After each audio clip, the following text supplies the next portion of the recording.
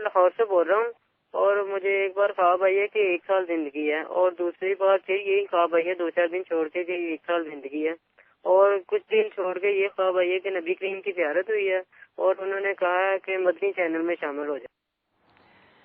سبحان اللہ، ایک خواب بھی ہے اور بہار بھی ہے۔ سرکار صلی اللہ تعالی علیہ وسلم کی آپ کو زیارت ہوئی اور فرمایا کہ مدنی چینل میں شامل ہو جاؤ۔ تو مدنی چینل میں شامل کیسے ہوں گے آپ؟ اس کو دیکھیں گے تو شامل ہو جائیں گے۔ تو الحمدللہ دعوت اسلامی کے مدنی ماحول پر یہ اللہ تبارک و تعالیٰ کا کرم ہے۔ انہوں نے تو ایک خواب بیان کیا، بکثرت اسلامی بھائیوں کو زیارتیں نصیب ہوتی ہیں۔ کبھی مدنی قافلے میں زیارت نصیب ہوئی، اعتکاف کے دوران زیارتیں نصیب ہوتی ہیں، ویسے بھی زیارتیں نصیب ہوتی ہیں، اور اس طرح کی بہاریں پہنچتی رہتی ہیں کہ سرکار علیہ الصلوۃ والسلام نے کسی کام پر خوش ہونے کا اظہار فرمایا، جو کہ دعوت اسلامی کے مدنی ماحول میں وہ کام کیے جاتے ہیں۔ کسی مبلغ کو سرکار صلی اللہ تعالی علیہ وسلم کے ساتھ دیکھا، امیر اہل سنت دامت برکاتہم العالیہ کو سرکار کی بارگاہ میں دیکھا، سرکار کو خوشی میں دیکھا۔ اس طرح کی بہاریں بکثرت الحمدللہ عام ہیں، اور ہمارے یہ اسلام بھائی داتا صاحب کے شہر سے انہوں نے کال کی، انہوں نے بھی اس طرح کا خواب دیکھا، اور مدنی چینل کے حوالے سے اچھے تاثرات جو ہے انہوں نے سنے کہ مدنی چینل سے وابستہ ہو جاؤ، شامل ہو جاؤ۔ تو اس میں ہمارے لیے حوصلہ افزائی ہے، اور الحمدللہ اللہ تبارک و تعالی کا پیارے آقا مدینہ والے مصطفیٰ صلی اللہ تعالی علیہ وسلم کا یہ فیضان ہی ہے کہ دعوت اسلامی کی بہاریں دنیا بھر میں عام ہیں۔ تم دعوت اسلامی کو جانتے ہو کیا ہے؟ فیضان مدینہ ہے، فیضان مدینہ ہے۔ تو یہ تو فیضان ہی مدینے کا ہے، مدینے والے کا فیضان ہے۔ الحمدللہ سرکار کی تائید، اولیاء کرام کی تائید کے خواب جو ہے وہ اسلام میں بکثرت دیکھتے رہتے ہیں۔ تو بہت ہی پیارا خواب ہے، مبارک خواب ہے۔ اللہ تبارک و تعالیٰ آپ کو دین و دنیا کی بھلائیاں نصیب فرمائے۔ تو اب جو سرکار کی زبانی آپ نے سنا، اب اس کے مطابق عمل بھی کیجئے۔ تو کس طرح سے وابستہ ہوں گے، کس طرح سے شامل ہوں گے؟ تو مدنی چینل آپ دیکھتے ہوں گے، انشاءاللہ مزید اس کو دیکھیں، نہ صرف دیکھیں بلکہ دوسروں کو دیکھنے کی دعوت کو بھی عام کریں۔ دوسرا، دعوت اسلامی کے مدنی کاموں میں عملی طور پر آپ شامل ہو جائیں۔ مرکز الاولیاء میں الحمدللہ 2 مقامات پر دعوت اسلامی کا اجتماع ہوتا ہے، وہاں امید آپ شرکت کرتے ہوں گے، اگر نہیں کرتے تو شرکت کریں، اور اس پیارے سے خواب کے شکرانے کے طور پر کم از کم 12ویں والے آقا کی نسبت سے 12 دن کے مدنی قافلے میں تو ضرور سفر اختیار کریں۔ دوسرا، آپ نے جو بیان کیا کہ 1 سال رہ گیا ہے، تو اس میں آخرت کی تیاری کے حوالے سے تنبیہ ہے کہ فکر آخرت کیجئے، آخرت کی تیاری کیجئے، اور ایک نہ ایک دن تو ہمیں دنیا سے جانا ہے۔ اللہ تبارک و تعالی ہمیں آخرت کی تیاری کرنے کی توفیق عطا فرمائے۔ تو بالخصوص آپ کو میں عرض کروں گا کہ آپ نے جو 3 خواب آپ نے بیان کیے، 2 مرتبہ آپ نے وہ بیان کیا کہ 1 سال باقی، 1 سال باقی، اور پھر آپ نے تیسرے خواب میں سرکار صلی اللہ تعالی علیہ وسلم کی زیارت کی۔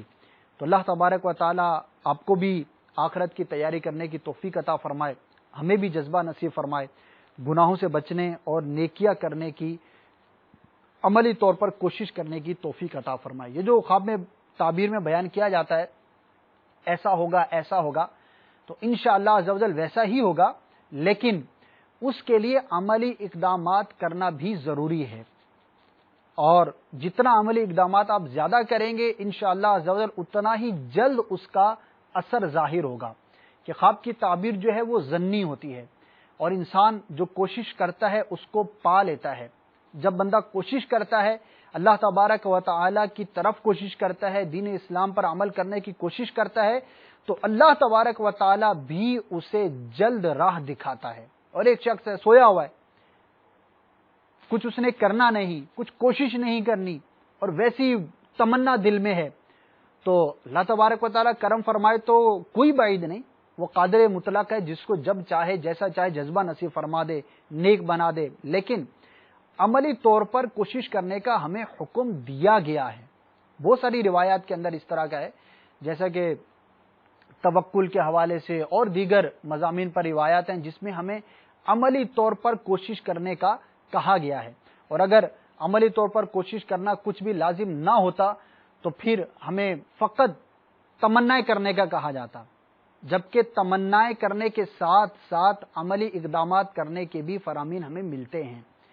تو اللہ تبارک و تعالی ہمیں توفیق خیر بھی عطا فرمائے، اس کی بارگاہ میں دعا بھی کرتے رہنا چاہیے، لیکن کوشش بھی کرتے رہنا چاہیے۔ امیر اہل سنت دامت برکاتہم العالیہ کا ایک بہت پیارا واقعہ جو آپ نے خود بیان فرمایا تھا وہ یاد آیا عملی کوشش کے حوالے سے۔ آپ فرماتے ہیں کہ میرے پاس اسلامی بھائی آتے رہتے ہیں، ان دنوں جن دنوں عام ملاقات ہوا کرتی تھی، آپ فرماتے ہیں کہ آتے ہیں، مختلف قسم کی مرادیں لے کر آتے ہیں، دعا کے لیے کہتے ہیں کہ اس کے لیے دعا کیجیے، اس کے لیے دعا کیجیے، ساتھ ہی بہت سارے لوگ یہ بھی کہتے ہیں کہ دعا کریں میں نیک ہو جاؤں، دعا کریں میں نیک ہو جاؤں، پرہیزگار ہو جاؤں، متقی ہو جاؤں۔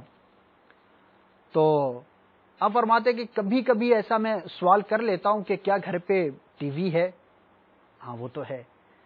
اس پر فلمیں ڈرامے چلتے ہیں، دیکھے جاتے ہیں؟ جی وہ تو دیکھے جاتے ہیں۔